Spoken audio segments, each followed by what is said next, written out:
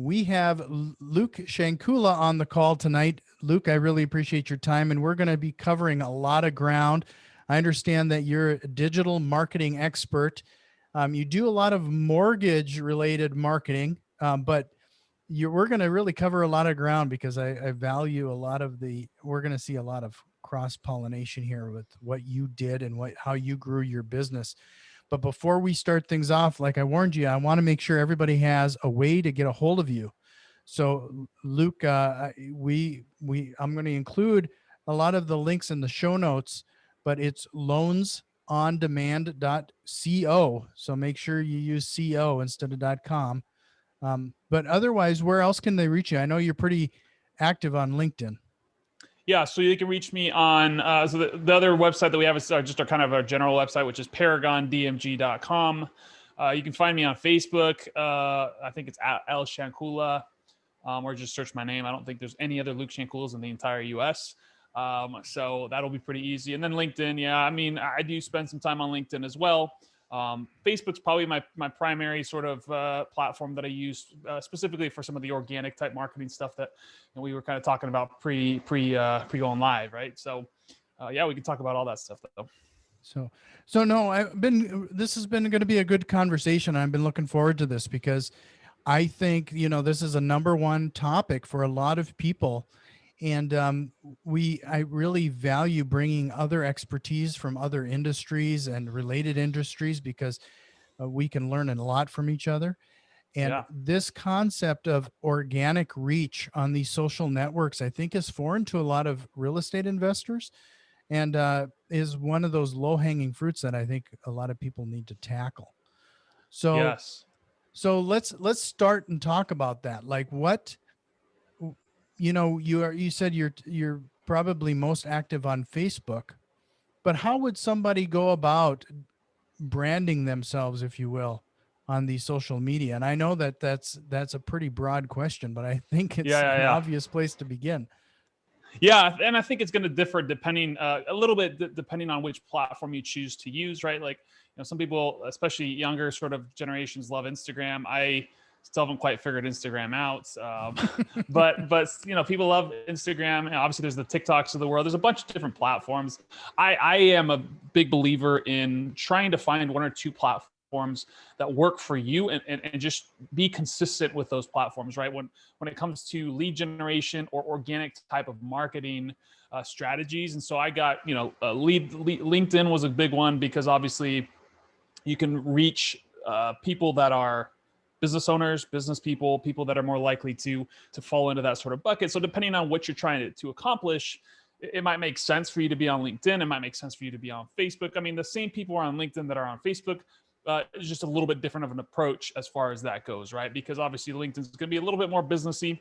However, that being said, people are attracted to people, right? So people are attracted to people that suit them, right? So one of the biggest sort of errors or issues people come across when they start using social media as an organic marketing tool is they get super caught up in selling, right? Real estate agents posting listings all the time, like every single day they're posting listings. They're just always business oriented. That's just something that we kind of get stuck in, this sort of thought process that we just need to share a bunch of listings and that's going to give us business, or we're going to share a bunch of whatever we're doing and that's going to give us business. But the reality is people on these platforms are humans and they are attracted to people that are similar to them. And so you have to keep that in mind as you're using these platforms as a marketing tool, right? And so especially if you're using your personal profile, which I personally recommend, because most of the business profiles on these platforms have drastically reduced reach. And the reason for that is because they want you to pay, right? And so, yeah, technically using, you're not supposed to sell, you're not supposed to use your personal profile as a sales mechanism, but you can use it to build brand and you can do it. I mean, that's generally what, technically terms of service says you're not supposed to do that, but it's the best way, in my opinion, to organically grow relationships and your network at scale, right? Because you can actually find the sorts of people that you want to interact with, right? So, one of the tactics, strategies that I used, especially early on, was getting on Facebook and, every day I'd go in and add 10, 15, 20, 30 loan officers. You don't want to do too many a day because you can get, flagged by Facebook. Just start going through and finding people that fall under the criteria that you are looking to find, right? Whether that be, other investors, where you're looking for people that have the money, whatever it is that you're looking for, start building that sort of network, or the audience, whatever you want to call that, of people that are sort of within the demographic that you want to, let's just say, market to, right? So what I would do is I'd go ask a bunch of people to become friends, loan officers, stuff like that on my end, obviously.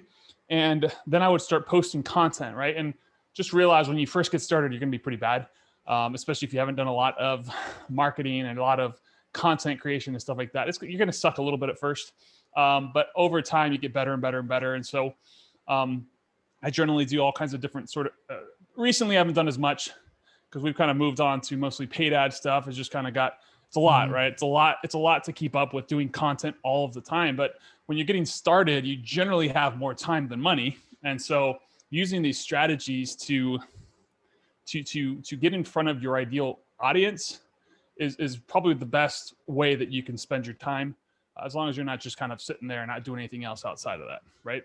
Right. Does that kind of make sense? Yeah, that makes sense. So a couple of the things that you brought up is that I think it's interesting and I think people need to be aware of, is that, early on in what you were saying there, you brought up the fact that depending on the platform, you're probably dealing with a different audience. And as such, you probably have to tailor that type of content for that. We got to keep that in mind for that audience. Yeah, 100%. Would you say that you should probably take that into account too, when, frankly, it's going to be harder for somebody to do that type of thing if they don't like doing it. So Yeah. you probably should also find a social network that you're comfortable with. Yeah, absolutely. Like I said, sometimes the younger demographic really likes Instagram, TikTok, things of those nature. And I have never, one of the biggest things I say, again, is find one or two mediums that you really kind of enjoy, or that you can kind of get behind, and go all in on those platforms. Really learn how they work, learn how the algorithms work, and put out the content that really gets people to engage on those platforms. Because, again, Instagram is going to be very much, pictures and not as much content, not as much text. Facebook, you can write long posts, long copy.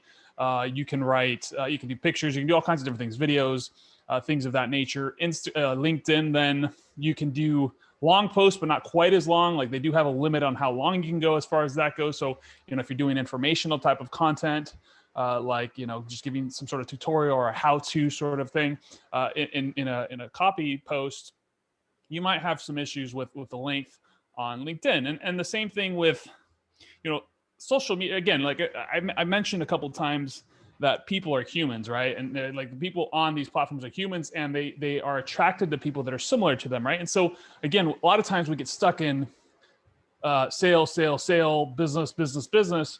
What we really need to do is I like to stick to sort of I call it like the thirds, right? The thirds of marketing, right? So you do like a third of your content is business related, and that doesn't have to be like constantly selling, but you might be talking about, something that happens with your business. Another third of it's just going to be family type of stuff, right? Just family, what you're doing in life, all these things. And the last thing that I would generally say is you could do something along thought leader posts, right? So a lot of times I'll do long form posts about mindset, or something along those lines, investing, all these different things that you can kind of talk about, because you can start to build these different facets. You're a well-rounded person, and you can use things like proof, testimonials, all these different sorts of ways of kind of building that business.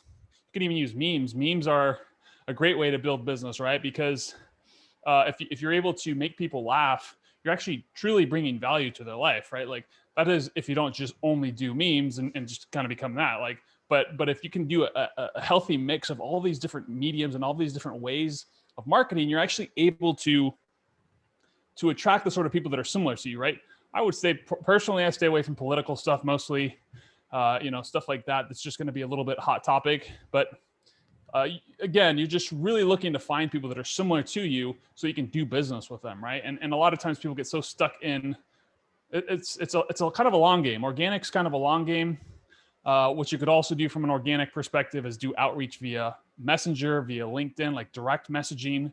And with that, I do give a caveat to that a lot of times people will send a message and will like go connect with someone, and then immediately they're trying to pitch them in the inbox, or they start asking awkward questions trying to build a relationship or to give value. But it's creepy, right? Like you don't just walk up to someone in the bar and ask like weird questions to this random person at the bar, right? Like you strike up a normal conversation with them, and try to learn a little bit about them. Like the first thing you would probably do if you're going to try to connect with someone is like a couple of their posts, and not in a creepy way. I've seen people where they just like 10 posts in a row and then try to hit you in the DMs. And you're like, that doesn't work either, right? It's like, comment on one, like one, and you start to sort of build this almost like a little bit of a relationship or an awareness of who you are. And you can actually bring that into your conversations as well. Oh, I saw your post the other day about yada, yada, yada. That was awesome. Boom. And then just kind of start talking that way, right? Because so many times people try to build this inauthentic, they start this inauthentic conversation. And every time I have someone come at me with like some question like that, like, oh, what did you say is your biggest obstacle right now? Or something like that. I know they're going to pitch me on something. So I don't ever respond to that sort of stuff. So you just have to be careful. There's the people that just going hard. And I would actually rather have someone hard pitch me right out the gate than have these, waste my time with a bunch of questions only to lead to a pitch down the road, right? If you're not going to build the relationships the right way. Mm-hmm. So, you were talking about the different content. Like, at one point it was a lot of like, I talked to other social media experts, and it was all video. Mm-hmm. And then before that it was photos. And then before that it was, it's constantly changing. Where do you see that direction now? And it's probably, again, different depending on the platform.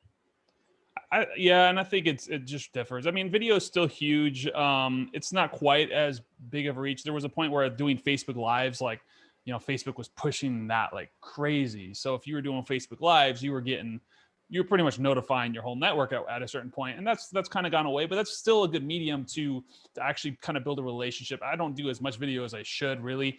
I've really kind of gotten, I got a little lazy, but I used to do a lot of long form posts, but also family type stuff, things that are going to get engagement, asking questions, and just over time, you start to kind of build that muscle. You start to build, you get better at writing, things like that, but you also start to see what works and what doesn't work. And you can also leverage because essentially what Facebook does is if they see that you're consistently posting and you're consistently getting engagement, they're going to actually show your content to more people, because that's what they want. They want their platform to, they want the content creators to get more play, because there's already so much content out there, and there's most of the people are what they're doing is they're resharing other people's content. That's going to get you. So you don't really want to use links to other platforms. You don't want to use YouTube videos.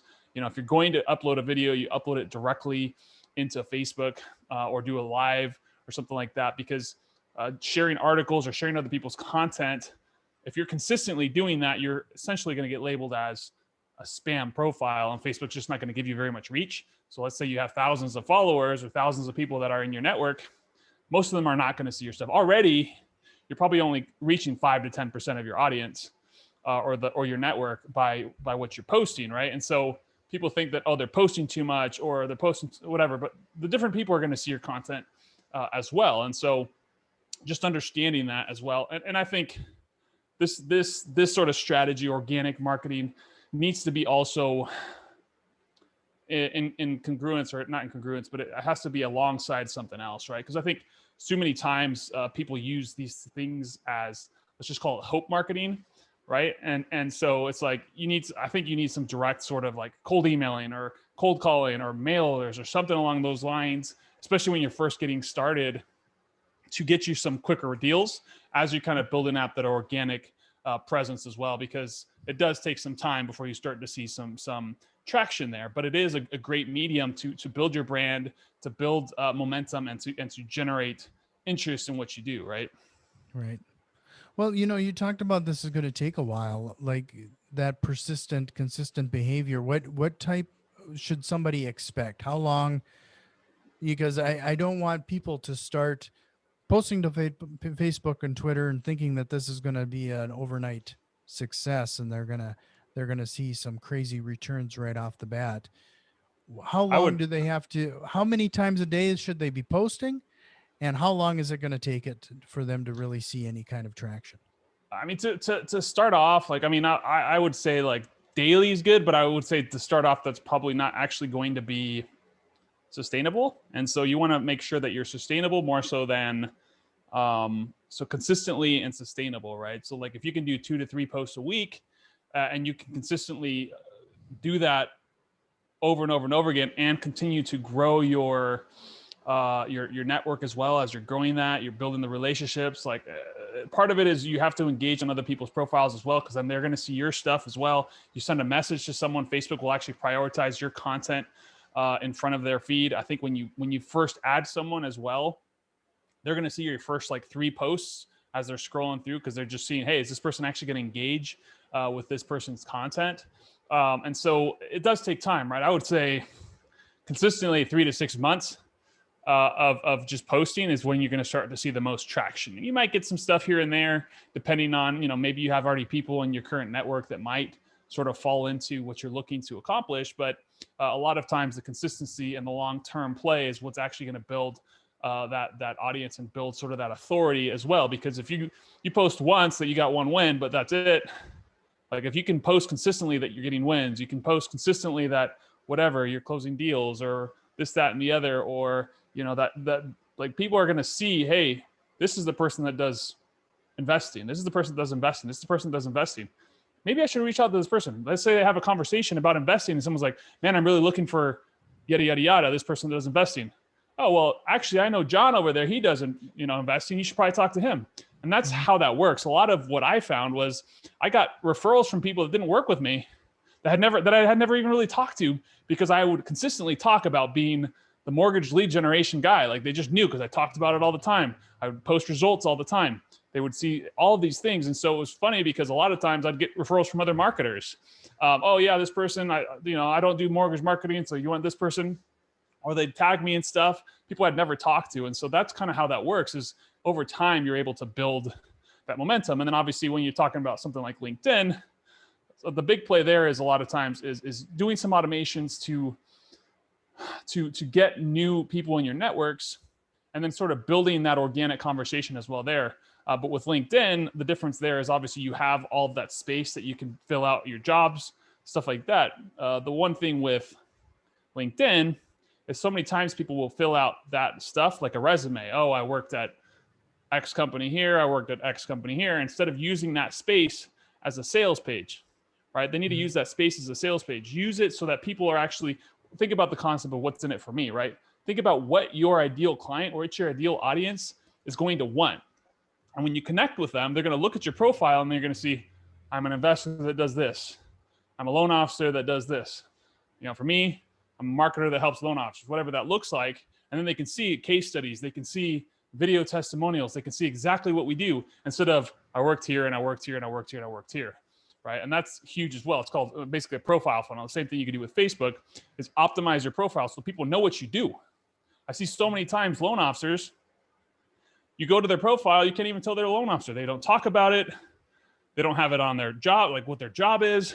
They don't say they're a loan officer. There's nothing. You can't tell. So how is someone supposed to find you if you're not ever talking about it, right? Like you could be the best loan officer, you could be the best investor in the world. If no one knows who you are, it doesn't matter, right? Yeah. No, that's a good point. I mean, I've seen a lot of people who they see some of this stuff as a side hustle and they don't talk about it. Or it's awkward too, because it is when you first start doing it. You're like, oh, well, I don't want my family to see this stuff because it's kind of I've only done my family and my friends. It's kind of weird, and because I started my marketing business like. First of all, when you first start something new, there's people are like, oh, well, here we go again, type of thing, right? Oh, there's another guy that's doing this. Like, he'll be back working a job in no time, type of thing. And then it was crazy to see, like, the longer I did it, the more it was like, I guess this guy is sticking around, huh? And it was just like, there's almost this like momentum, even with my family, right? Even with my parents and stuff like that. It was interesting to sort of see the transition between like, are you going to go back and get a job, to, oh, this is just what you do now, right? Like, and I think that's huge, especially when you're getting started. That I wouldn't call them haters, but it makes sense. I mean, you know, I think what they say, like 90% of small businesses fail or something Mhm. like that. And so that's the reality that people are sort of faced with. And so being consistent with that, and just not caring what your family says or your friends say, or even don't say, but think, right? Like you're worried about that. And so you don't post consistently. You don't get the engagement you think you should get, but realize a lot of times the people that are most likely to actually turn into a lead or turn into a deal or whatever are a lot of times are the people that don't actually engage. Mhm. If that makes sense. Yeah, that does. So, you're talking about the content. How about the content itself? Like how I think a lot of people might be resistant to be posting on a regular basis because they think it has to be super polished and has to be super slick or something. Yeah, well, like I kind of mentioned earlier, like you're like doing videos or doing long form copy or doing things like that. Like you're not going to be great at it at first, but that's kind of a good thing because you're not also going to get a lot of reach unless you've already been consistently posting and stuff like that about other things, and you do get a lot of engagement. You have a lot of friends, but if you do that already, then because I was one of those people before, like I didn't ever post on social media, but prior to getting into business. I just would go on there every once in a while. I'd post family pictures or something along those lines, but I didn't really do much with the with sort of business type posts or anything like that. And so it was I had to develop that muscle, and it felt really weird at first. And I just look back. I love seeing the memories when it comes up on Facebook of some of the posts I used to post. I'm a little embarrassed, but at the same time, like most people probably didn't see it, right? Like my network's grown by thousands Mhm. of people. And I think back when I started, I had like 400 people in my network. And I think I have almost 4,000. And so it's just like that starts to grow over time, and sometimes it's weird. And so the content it doesn't have to be super polished. It just has to mostly be consistent because over time you're going to develop that and get better and better and better. You don't have to have some professional image or whatever. You can just talk about your family. You can talk about you just closed a deal. You can talk about a testimonial that you got from a client. You can talk about it. You can post a screenshot, things like that. Because the other thing as well is there's different forms of proof, and so people like to associate themselves with people that are kind of on an upward spiral, right? People that are successful, and so things that you can post as forms of proof are testimonials, screenshots, being published in articles, things like that. What else? It's a proof of the upward spiral. Um, you know, People talking about you, so colleagues talking about you. These are all forms of proof that you can leverage as different types of content that you can put out there, right? Also, like I said, family stuff. You can talk funny stuff, being relevant to what's going on in the marketplace. There's a lot of different things, even thought leader posts, right? Talking about how to invest in a certain type of property, how to use certain programs to invest, things like that, all mixed in together kind of gives you like a more well-rounded profile that people can be more attracted to because you're not one track mind. You're not just all business. And also because you are partially business, you have a good profile that has all the things that you do. People are going to go to you because they're going to start to know you as the person that does investing, the person that does loans, the person that does real estate, right? They're going to know you as that person because you talk about it, but you're also an attractive character, right? That's one of the marketing principles, is becoming an attractive character. Right. And it just to remind everybody, if they want more on information or contact you directly, they can go to your website. Was it paragondmg.com? Yeah, paragondmg.com. So like Paragon Digital Marketing Group, Okay. paragondmg.com, or, find me on Facebook. And I know this is kind of a backwards question, and usually a person would start off the podcast with this, but how did you get into this? Like, what made you start doing focusing on this organic marketing? Yeah, well, so let's take it a little farther back. I mean, I got laid off in 2017. I worked for a mortgage lender, got laid off in 2017. I tried to start a contract processing business. If you're in the loan business, obviously, processing. I realized pretty quickly I didn't want to do that. I started to get my license to become a loan officer. Pretty quickly realized I didn't want to do that as well. But in the meantime, I started learning how to market for myself, right? And I fell in love with marketing. And so that's kind of how this whole thing came about, as far as just kind of starting my marketing agency and working towards that. And as far as the organic side of things go, I went through a program pretty early on in this whole business thing that they talked a lot about organic marketing. They talked about, and I also was just reading as much as I could. And there were some different people out there that had great content on how to basically leverage your social profiles to generate interest, right? And so I started implementing some of this stuff over time. And it's funny because it was really awkward at first.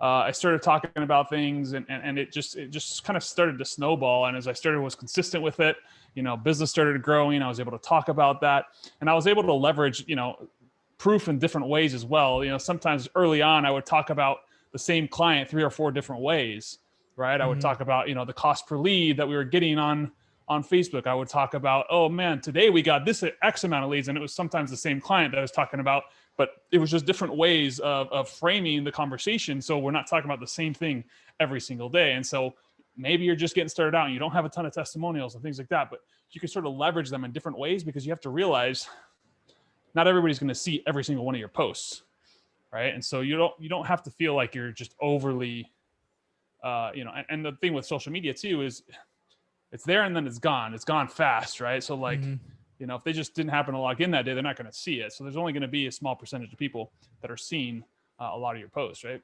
Right. And that's a good segue too, is the fact that some people feel like they're going to become repetitive, but they shouldn't really be concerned about that, right? I mean, like you said, there's a chance that most of them aren't going to see the one post. Repetition, it really isn't an issue. Well, and that being said, repetition is the mother of all skill too. And so, creating the habits around doing things like this, posting organically, posting, whatever it is that you want to do, right? I mean, whether it be using social media, whether it be cold calling, all these things, like the more you do these things, the better you're going to get at them, right?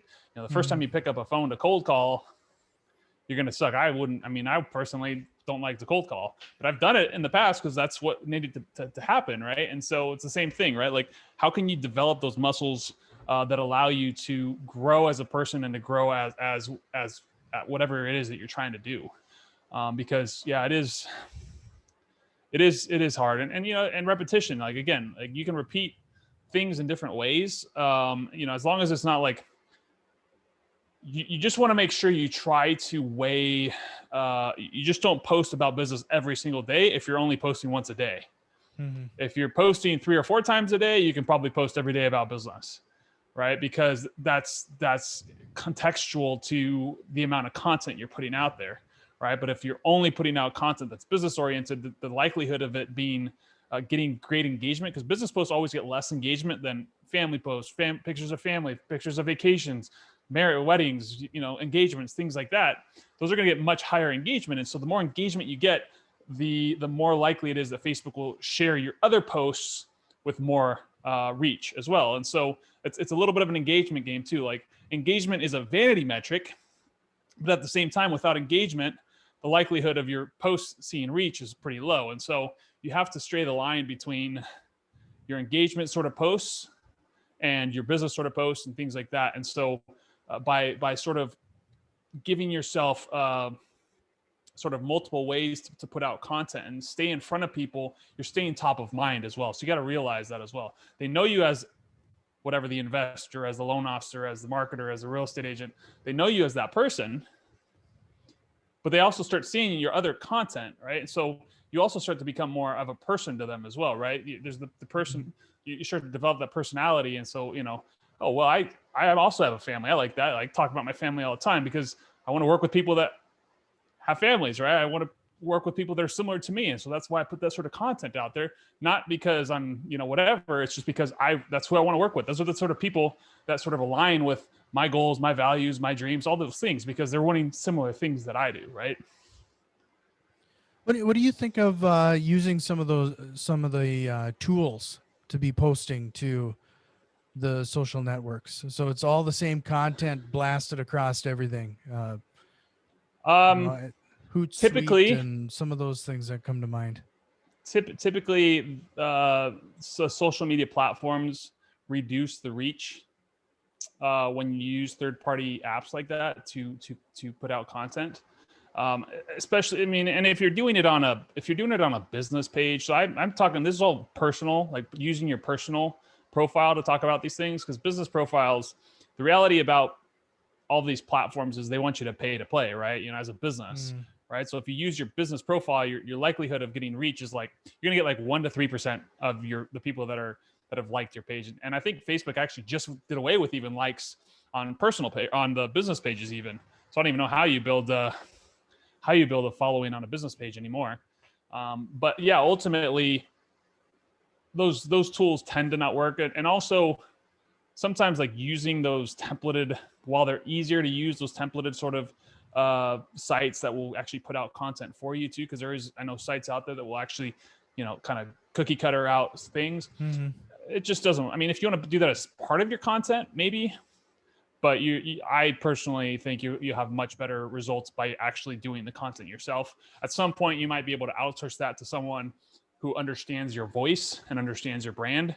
But it's pretty hard to kind of build that actual brand and connection with people if you're just going to use some sort of tool that posts for you. It's hard. Sure. Right. Well, let's close things out here a little bit by giving people like 3 actionable items that they can take care of or work on right away. Like, what are like the top 3 things that if they're going to start building a brand on social media that they can implement right now? Yeah, I mean, so there's a couple different ways. Obviously, from a cheap standpoint, you know, using, like I mentioned, the organic strategies, going out there and, you know, if you're using something like Facebook or Instagram or even LinkedIn, is connecting with the people that are going to be within your target audience. So whether that be Facebook, you know, maybe 20 to 30 people a day, Instagram probably around the same amount. I'm not 100% sure because I'm not big on Instagram, but LinkedIn, you could do, I think, up to 100 a day. However, you probably want to have a paid profile for that. But again, you still want to be connecting with people every single day and putting content out consistently. The other way you could do that for very, very cheap is you could use something like a Facebook ad and do like 1 or 2 or up to $5 a day, and just use something like an engagement post or a reach post or something along those lines to just put out content. And that's going to build your brand, right? It's going to be cheap. That's probably not going to bring a ton of leads, but it's going to build your brand, and it's going to be fairly cheap, right? So if you have a couple bucks to spare on a daily basis, you know, $2-3 a day, you can actually get pretty far with that, using some sort of a $1, $2, $3, $4, $5 a day strategy to sort of target your ideal audience, so whatever that looks like. And then that's probably the main things. And then the other strategies you could obviously use is, obviously the first strategy was adding people and then posting organic content.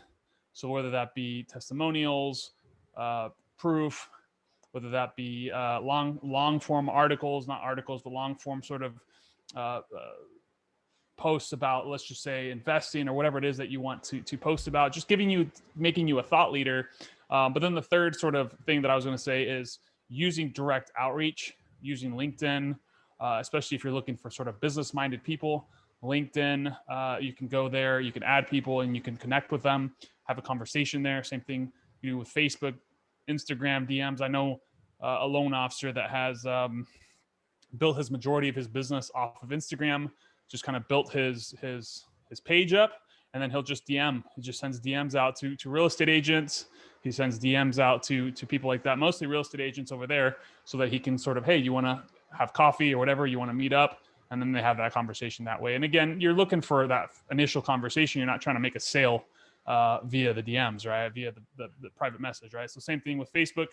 You know, you can like their content. You can start a normal conversation with them, and then kind of go from there and see if that turns into anything. But again, just be careful, because you can get creepy pretty fast. You can get kind of obnoxious pretty fast. And one thing marketers always say is that marketers break everything.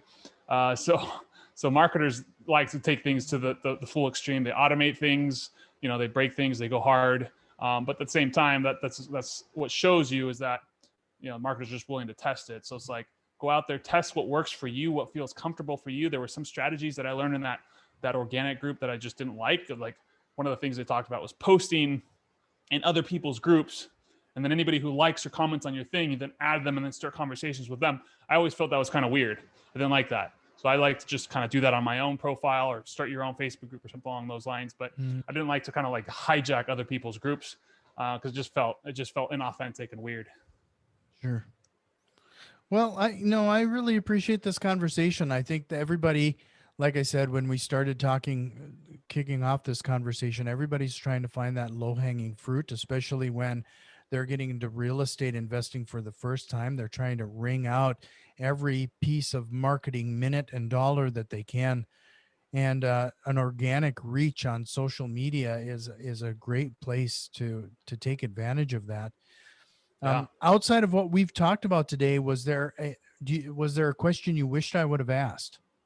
No, I mean just from the paid perspective, if you are going to do lead gen on a platform like Facebook, Google, YouTube, Instagram, any of those platforms, I'll just kind of come up with a couple little tips here. Is one, if you you have a little bit more money burning a hole in your pocket, spend enough money that it makes sense, but be patient. But the biggest thing for that is needing to have a process for the follow-up, right? Because so many times people think that just by getting more leads, they're just going to miraculously make more money and close more deals. But the reality is more leads into a broken system leads to broken results. And so if you do go out there, you do want to run some ads, you do want to generate some leads, realize that if you don't have a good follow-up process, you don't have a good sales process, you don't have a good closing process, all of these different steps, the consumer or the person at the other end is really looking for reasons not to do business with you, right? And so if you don't have that all dialed in, you're really just going to really burn a hole in your pocket, right? And so, if you're going to do that, just be careful, but just make sure you have good follow-up automations, a follow-up process. You're going to call. How many times are you going to call? Are you going to text them? How many times are you going to text them? How quickly are you going to call? Do you have the capacity to do that? All right. And then the second thing, as far as that goes, is trying to generate higher quality leads. We generally do long form leads, right? 12, 14 questions. And we found that by doing that, by having longer questions, by having questionnaires, really, you're increasing intent and generally you're increasing quality. But the last thing is being aware of the sort of audience that you're looking for, right? Because with mortgage stuff, like one of the things early on, I would talk about 0% financing. I'd talk about, 100, whatever, 0% down, 100% financing, things like that, low credit, low down payment. And guess what happened? I mean, you're attracting the sort of people that are not going to qualify for a mortgage, right? And so you have to start to think, what does the consumer, what is the person that you're looking to attract, want, need, and like, and put ads out there that are going to attract the sort of people that are going to turn into a deal, not that's going to get you the cheapest lead, right? And so increasing intent, but also increasing quality by actually putting out ads that are attracting the sort of people that are most likely to turn into a deal, if that makes sense. Yep. No, that makes a lot of sense. And it sounds like we could probably spend an entire episode talking about how to make the most use of paid advertising. Oh yeah, absolutely. We didn't even get into any of that stuff, which is a lot of what we do, for our clients, right? But the organic stuff I love that stuff because for people that are just starting out, we're always looking for, because I for the first 2 years, I didn't spend much on ads, and a couple times I did. And every time it was just, money out of my pocket because I didn't have a process. I didn't have a process for sales. I didn't have a process for follow-up. And so, it applied to me the same way it applies to loan officers, the same way it would apply to an investor. If you're going to use stuff like paid ads and you don't have a system, you're just going to spend money that you don't probably have. And so sometimes it's better to just get a couple deals under your belt, make some cold calls, use organic marketing, do the free strategies until you have some money to spend to develop a system, and you work on your own processes, or you can pay for, someone to kind of show you their process or something along those lines, because that's really where you're going to see success. Right. Mm-hmm. No, well, Luke, I really appreciate you giving us this insight and some information. To remind everybody again, go over to paragondmg.com. Luke Shankula. It's easy to, it looks harder than it is. Shankula, Shankula. Find him on Facebook and LinkedIn and I know you're not a huge fan of Instagram, but I think you're there as well. I am there. Yeah, yeah. I might take a couple weeks if you send me a DM there though, because I only check probably once every couple weeks. But I have a marketing person that's like, you need to start doing Instagram, and I'm like, all right, well, I guess I got to do that. So, Well, you mentioned that you don't get Instagram. I don't get Instagram, but I really don't get TikTok. I don't understand that at all. yeah, I don't either. I logged in and I deleted it after like 2 weeks. So, but that being said, I do know loan officers that are getting deals doing TikTok, talking about, USDA programs, talking about 0% financing options, down payment assistance programs. So I mean, it depends on, what demographic you are, right? Like there might be some opportunity for investors on something like TikTok, on something like Snapchat. I don't know, right? Like I think every platform works. But again, sticking to one or two platforms that you're going to be consistent with is really the big play. Yeah, I think that's a lesson for just in business in general. If you're getting into real estate investing, for example, we always advise people to focus on strictly wholesaling at first, or Right. or rentals or whatever. Get good at that one thing before you consider the broader landscape. Yeah, absolutely. So, no, Luke, I really appreciate it. I think we, if you're open to it, we could have you back on and we can chat a little bit about the pay for advertising. Like I said, that would be a whole nother conversation. Yeah. And paid again. I mean, obviously the biggest, the big thing I like to talk about with paid ads again is the back end is more important almost than the front end. Right, getting more leads, great. Yeah, there's ways to qualify them. There's ways to improve intent. There's ways to improve quality. But if you don't have a good process, you don't have the right mindset, you don't have the right sales stuff going on, like you're just going to burn a hole in your pocket. And I would probably wager that 80-90% of people that they say they've been burned by online lead gen companies probably just didn't have a good system, and there probably was deals to be had. They just didn't know how to follow up properly, and the company didn't help them with that either. So right. No, I really appreciate it. Again, it's paragondmg.com, and hope you can be on again sometime, and we'll awesome. talk soon. Really appreciate it. Thank you, sir. Yeah, definitely. Thank you.